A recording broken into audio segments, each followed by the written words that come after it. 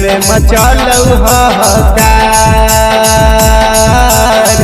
शादी के तोरा सुनते खबरिया दिल में मचलौ हाहाकार।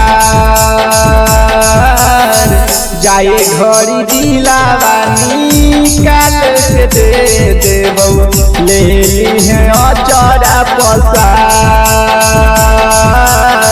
जाए घड़ी दिलावा निकाल के दे देबौ ले लीहे अचरा पसार।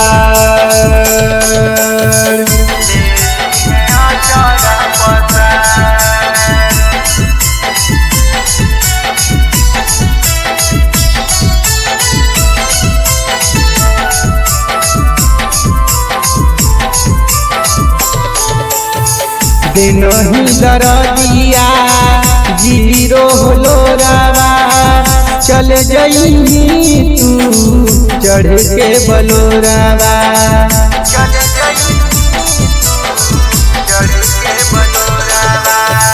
दिनहि दरदिया जीरो होलो रावा। चल जइनी तू चढ़ के बलोरावा। मार के तीरिया दिलवा में हमारा चल जइनी ससुरार। मार के तीरिया दिलवा में हमारा चल जइनी ससुरार।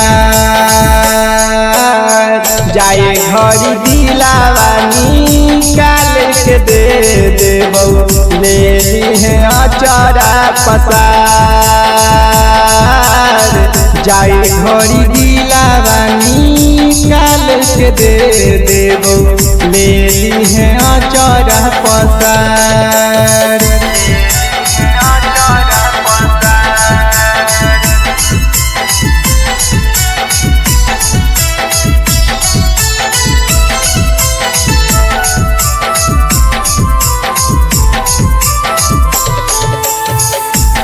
तो बरतिया आजू के रतिया चल जइनी तू छोड़ के संगतिया।